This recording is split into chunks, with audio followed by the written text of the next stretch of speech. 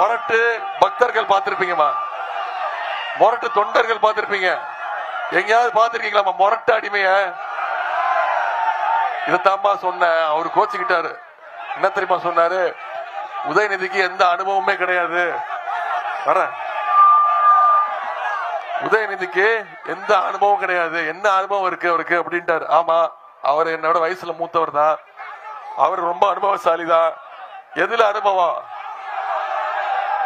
இதான் அவர் அனுபவம். இதான் அவர் அனுபவம். கீழே படுத்திருக்காருமா, கீழே ஒருத்தர் படுத்திருக்காரு. இப்படிதாமா அவர் முதலமைச்சர் ஆனாரு.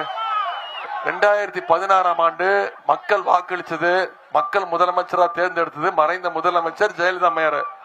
அவங்க இறந்து போனதுக்கு அப்புறம் சசிகலா அம்மா காலை பிடிச்சி இப்படிதான் அவர் முதலமைச்சர் ஆனாரு.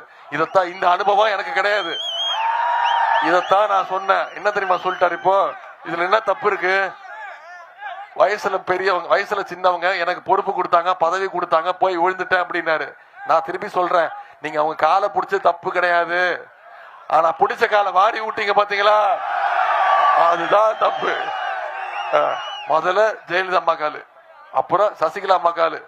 சசிகலா அம்மா ஜெயிலுக்கு போனோடனே டிடிவி தினகரன் காலு, அப்புறம் கொஞ்ச நாள் கழிச்சு அண்ணன் ஓபிஎஸ் காலு.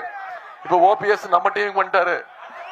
இப்ப யார் காலும் எனக்கு வேணாம், நான் மோடி காலை மட்டும்தான் பிடிச்சிட்டு தொங்குவேன்னு தொங்கிட்டு இருக்கிறாரு திரு எடப்பாடி பழனிசாமி அவர்கள். அவருக்கு இந்த தேர்தல்ல சரியான பாடத்தை புகட்டணும்.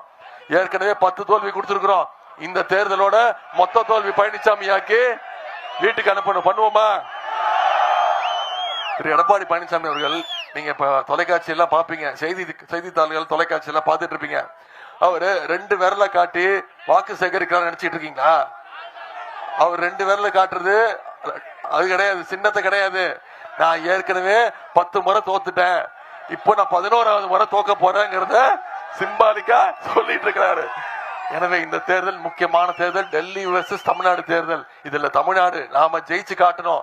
டெல்லி தமிழ்நாட்டுக்கு அவுட் ஆஃப் கண்ட்ரோல் அப்படிங்கறத, தமிழ்நாடு அவுட் ஆஃப் டெல்லிக்கு அவுட் ஆஃப் கண்ட்ரோல்ங்கிறத இந்த தேர்தலை நிரூபிச்சு காட்டுவோம். செய்வோமா? நிச்சயம் செஞ்சு காட்டுவீங்களா?